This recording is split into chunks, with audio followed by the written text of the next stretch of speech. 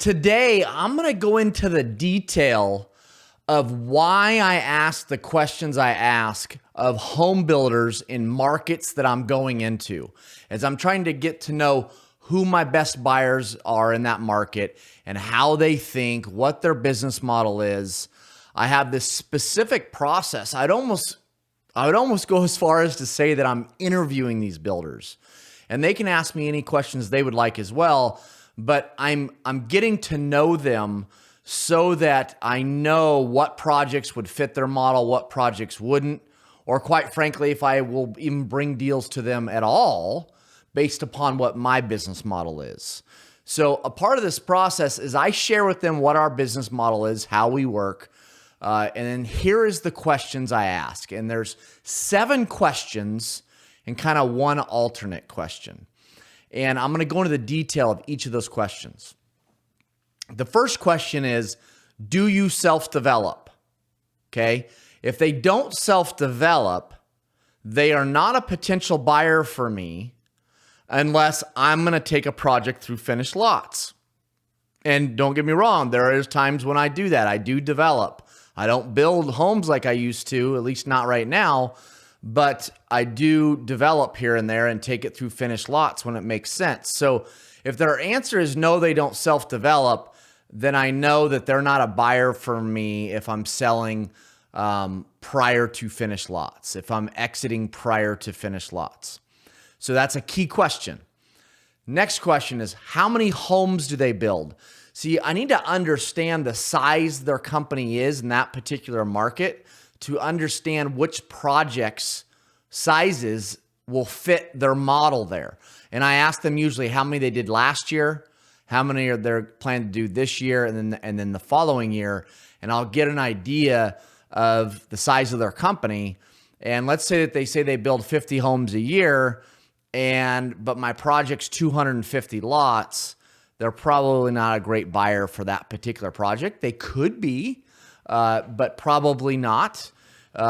If I was to sell it at approval, probably definitely not. If I was to develop it and sell finished lots, they probably aren't going to be a great buyer for that either, unless I give them a takedown schedule or unless I bring in other builders into that same project to where they can take the whole thing down.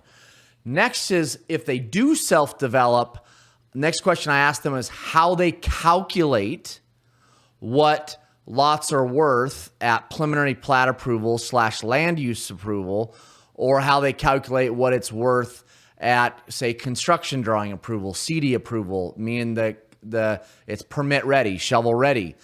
See, I want to know how they do their math. Some builders, they want to make a certain margin if they self-develop. They want to make a certain margin developing. Others, they literally look at development like a cost of home building. So I had one guy say to me, they look at development like it's a 2x4. It's just a cost of home building. So they don't need to make a certain margin developing. Other guys, some of the bigger boys, they have to make a certain percentage higher, say 2 points higher margin, say on the home. They got to make 2% more on the home if they develop the project versus finished lot, or versus buying finished lots.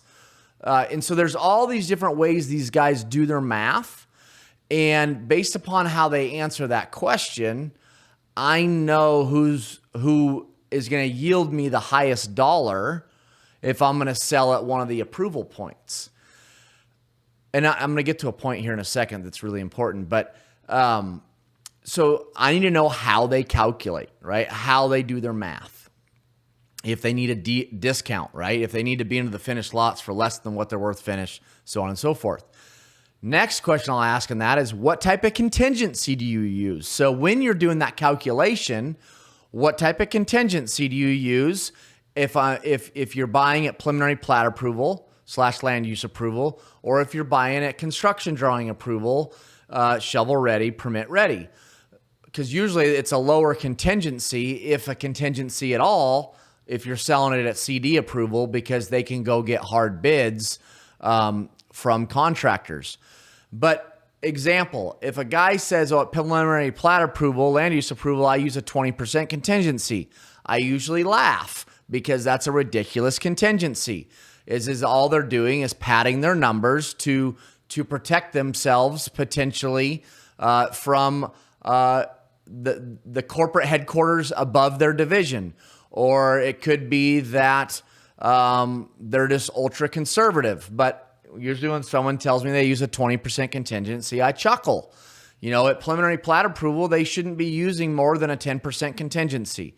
The guys that, like at a recent market we're entering into at preliminary plat approval, the guys that I'm looking to do business with use an 8 to 10% contingency. So that's the next question I ask.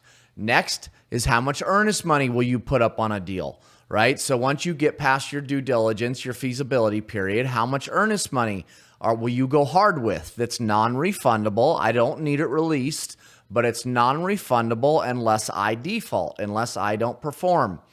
And I'll give you an example. I had a guy say to me the other day that they do 1 to 4% earnest money. And me delivering a deal at preliminary plat approval or at land use approval, at construction drawing approval, permit ready, that's a low earnest money for that particular market. In that market that I recently was working on, if they're buying from me at preliminary plat approval or construction drawing approval, people will put up somewhere near 15% earnest money. If I'm going to sell them finished lots, they're going to be, I can get guys somewhere between 19 and some of them even set up to 25. But most of the publicly traded larger guys or even large national guys, they don't want to go above 19.9%. But there were a few that said as high as 25. So they're willing to put up more earnest money if you're going to sell them finished lots.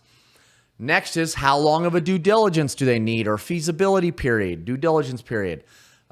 Based upon my company and that we do our own due diligence and that I'm going to allow them access to all of those materials, the latest market we were in that I've been speaking of a few times here now, guys were comfortable doing a 45 to 60-day due diligence. I had some guys say 120. Here again, we'll get to that in a moment. And so get to know what's their due diligence process. How long do they need? Next is closing. From the time I deliver land use approval, preliminary plat approval, or construction drawing approval / construction ready, shovel ready, or finished lots, how quickly after I hit that benchmark are they willing to close? In this particular market, a recent deal I'm doing, this newest market we've gone into, it looks like they'll be closing somewhere around 15 to 30 days after I deliver, after I hit that benchmark. Okay. Now let's say that as I'm going into a new market, those are the questions I would ask as I'm going into a new market.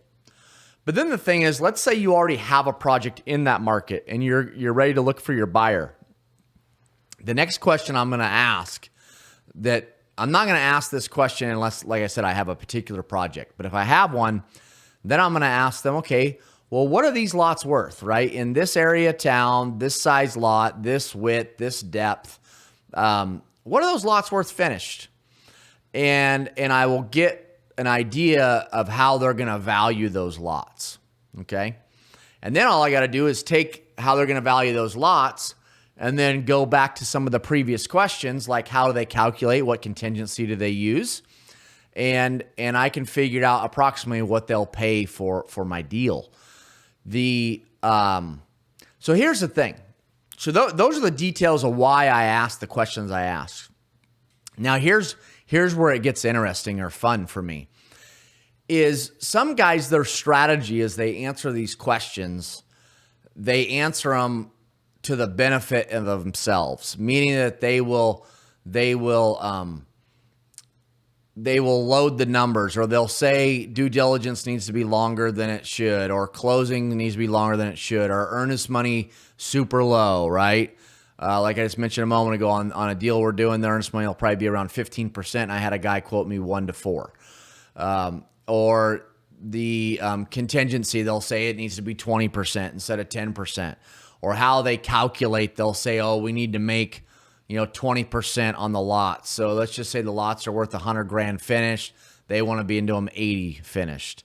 And so what happens is if someone answers one of those questions way off from what I've kind of gotten a feel for the market actually is, I'll just call them out right there in that conversation that, man, geez, you said your earnest money, you'll do 1 to 4%. I'll just tell you that I've come to kind of the conclusion with asking these questions with a lot of different builders that really at this stage, the earnest money needs to be around 15%.